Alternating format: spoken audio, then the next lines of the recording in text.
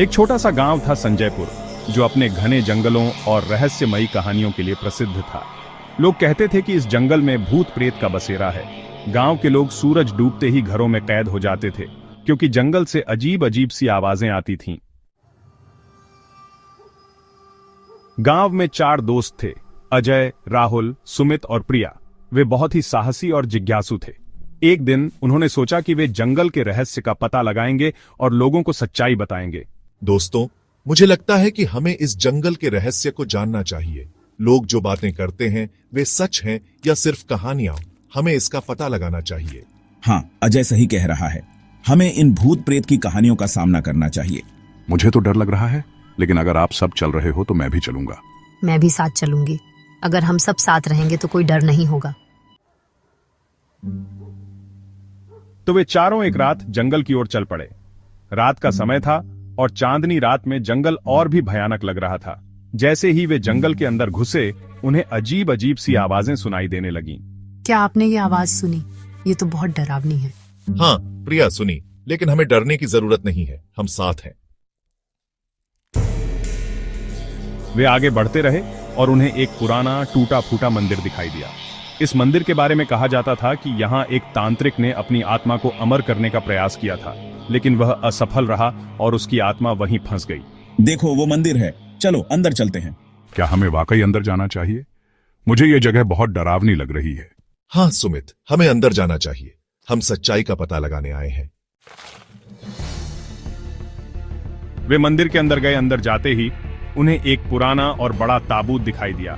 ताबूत पर एक तांत्रिक का चित्र बना हुआ था और उसके चारों ओर अजीब अजीब से निशान थे। ये ताबूत तो बहुत पुराना और डरावना लग रहा है। हमें इसे खोलना चाहिए। हाँ प्रिया, हमें इसे खोलना चाहिए। शायद इसमें ही सारी सच्चाई छुपी हो।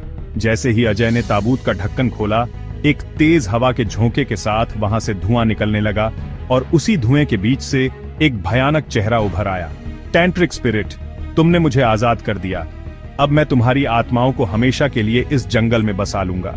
कौन हो तुम और हमें क्यों फंसा रहे हो? टैंट्रिक स्पिरिट, मैं इस जंगल का रक्षक हूं। जिसने भी यहाँ आने की कोशिश की, उसकी आत्मा मेरी हो गई। अब तुम्हारी बारी है। अजय और उसके दोस्तों ने भागने की कोशिश की, लेकिन उनके पैर जड़ हो गए थे। तांत्रिक की आत्मा ने अपने शापित मंत्रों से उन्हें जकड़ लिया। हमें बचाओ, हमें यहाँ से निकालो। हम क्या करें, कैसे बचें? लेकिन वे सब असहाय हो गए और धीरे धीरे उनकी आत्माएं उस मंदिर में फंस गईं और उनके शरीर वहां हमेशा के लिए छूट गए। गांव वालों ने जब उन चारों की गुमशुदगी की खबर सुनी, तो वे जंगल में उनकी खोज में गए, लेकिन उन्हें केवल 4 बेहोश और निर्जीव शरीर मिले। उनकी आत्माएं अब भी उस शापित मंदिर में फंसी हुई थीं। गांव के बुजुर्गों ने फैसला किया कि वे इस रहस्य का पता लगाएंगे और इस तांत्रिक आत्मा से छुटकारा पाएंगे। गांव के सबसे बुजुर्ग व्यक्ति पंडित राम नारायण, जो कि एक जाने माने तांत्रिक थे, उन्होंने अपने शिष्यों के साथ मिलकर एक योजना बनाई। वे लोग भी जंगल की ओर चले और जब वे मंदिर पहुंचे तो उन्होंने वहां की भयानक ऊर्जा को महसूस किया। पंडित रामनारायण, यहाँ की ऊर्जा बहुत शक्तिशाली है, हमें सावधान रहना होगा। उन्होंने अपने मंत्रों और यंत्रों का प्रयोग करके तांत्रिक आत्मा को फिर से ताबूत में बंद करने की कोशिश की, लेकिन वह आत्मा बहुत शक्तिशाली थी और उसने पंडित रामनारायण और उनके शिष्यों पर हमला कर दिया। पंडित रामनारायण, हम सबको मिलकर इसे रोकना होगा। अपनी पूरी शक्ति लगाओ।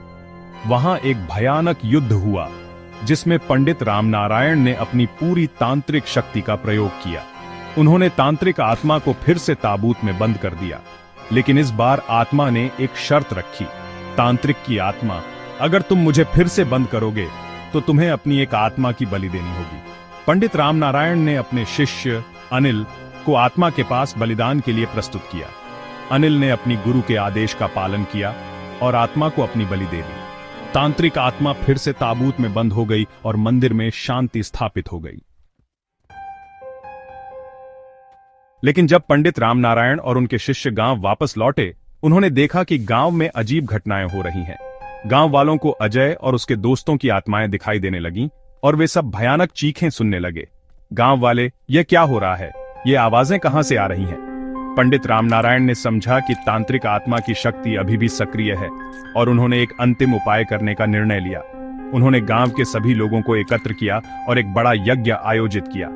इस यज्ञ में उन्होंने सभी लोगों की सामूहिक प्रार्थनाएं और बलिदान का आयोजन किया। यज्ञ की अग्नि में तांत्रिक आत्मा की शक्ति को समर्पित किया गया और अंततः वह आत्मा हमेशा के लिए शांत हो गई। अजय, राहुल, सुमित और प्रिया की आत्माएं भी मुक्त हो गईं और गांव में शांति वापस आई। आज भी संजयपुर के लोग उस भयानक घटना को याद करते हैं और मानते हैं कि कुछ रहस्यों को अनजाना ही छोड़ देना चाहिए। इस कहानी का अंत बहुत ही खौफनाक है और यह बताती है कि हमें कभी भी अज्ञात ताकतों से खेलने की कोशिश नहीं करनी चाहिए।